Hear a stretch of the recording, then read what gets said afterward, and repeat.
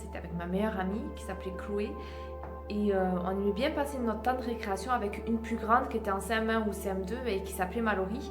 Et Mallory, elle était hyper croyante et elle nous racontait que voilà, il y avait Jésus, qu'il fallait prier, donc elle avait une croix, donc on voyait vraiment un petit collier avec un petit crucifix, tout ça.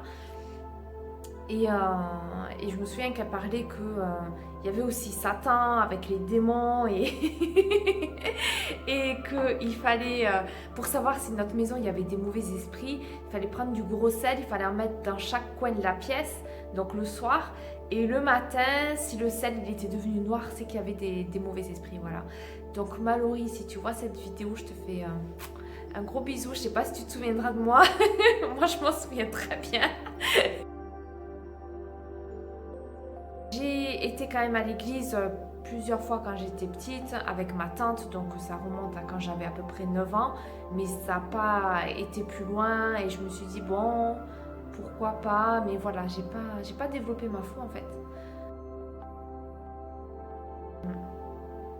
J'avais 12 ans et je commençais déjà à me poser des questions à 11 ans déjà. Je me regardais dans le miroir, je me disais mais qui je suis, c'est quoi cette vie, pourquoi je suis sur Terre, ce corps, cette famille, voilà. Et à 12 ans, n'ayant pas eu de réponse, du coup, je me suis un petit peu beaucoup endurci le cœur et je me suis laissée influencer par autre chose qui n'était pas très positive. Et c'est là que j'ai fait les pires expériences de toute ma vie, clairement. Du coup, quand on n'est pas bien, on veut persuader les autres aussi, inconsciemment. Hein. J'étais pas une mauvaise personne, hein. C'était vraiment juste un mode de fonctionnement lié à ce mal-être-là.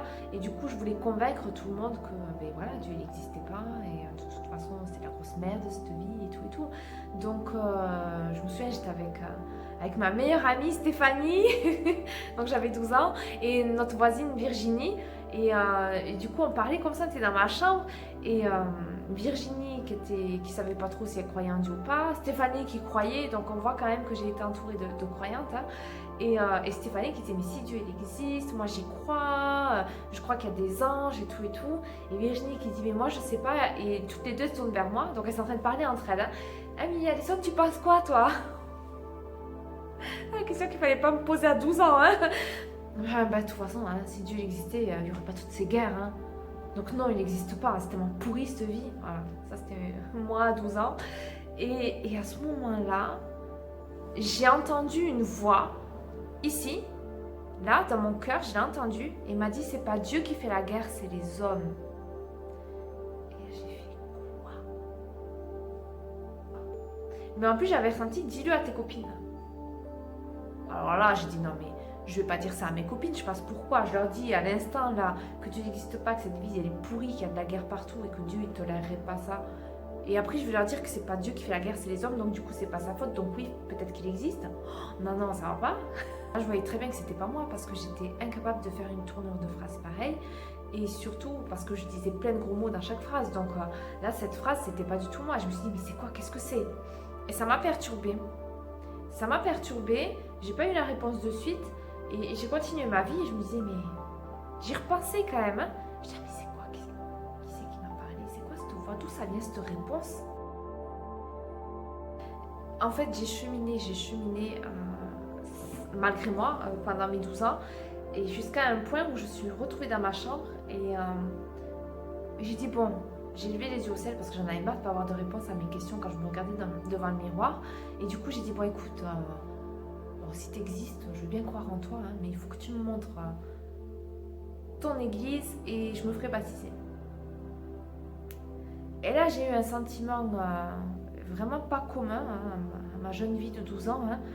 Et là, j'ai senti que ce que j'avais posé, c'était validé, que c'était entendu et qu'en gros, il n'y avait pas moyen de faire machine arrière. Et là, j'ai dit, qu'est-ce que j'ai dit? Qu'est-ce qui s'est passé? Mais en fait, ça a été ma première prière. Ma première vraie prière qui n'était pas du tout formelle. Et je savais même pas que c'était une prière et je savais même pas que j'étais entendue par Dieu, quoi.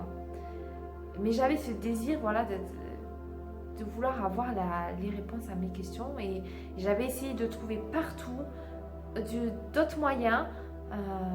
Et là, je me suis dit, bon, on va essayer de croire en Dieu. Peut-être que ça va m'aider. Et voilà.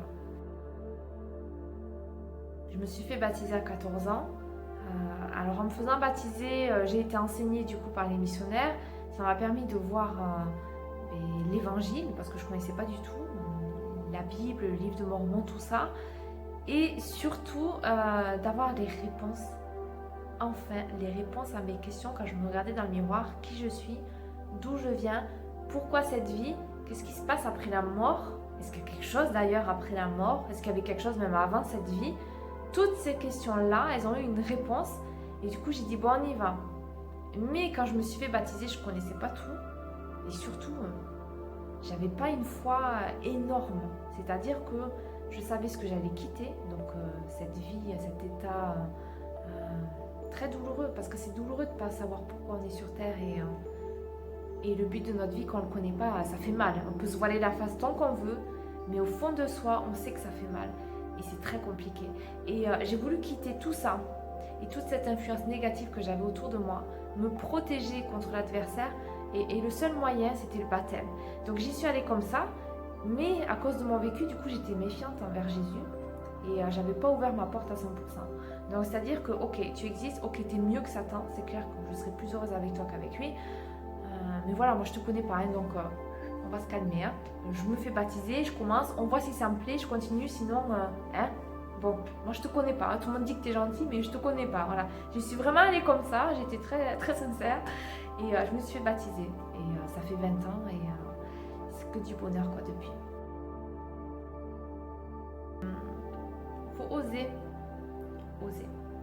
Moi c'est ce que j'ai fait, voilà, du haut de mes 12 ans, j'ai osé et même pas 6 mois après, les missionnaires sont entrés dans ma vie et j'ai été enseignée et j'ai pu cheminer comme ça et c'est un parcours de toute une vie. Il faut se donner le temps mais il faut oser. Alors oser prier. Osez faire ce que j'ai fait avec tout votre cœur. Il n'y a que comme ça que ça marche. Du coup, ma petite foi que j'avais au début, je l'ai développée. J'ai osé la nourrir, j'ai osé chercher, lire sa vie dans la Bible. J'ai osé prier davantage. J'ai osé lui faire confiance. À des moments de ma vie où rationnellement, le meilleur choix, ça aurait été de faire ça ou ça. Mais en priant, j'ai ressenti autre chose de totalement différent. Et j'ai osé faire cette réponse-là. Et j'ai vu les aspects miraculeux dans ma vie grâce à ça. Mais si on fait rien, il ne se passera rien. Et si on fait avec le Christ, il peut se passer que des miracles. Allez-y, osez. C'est la lumière qui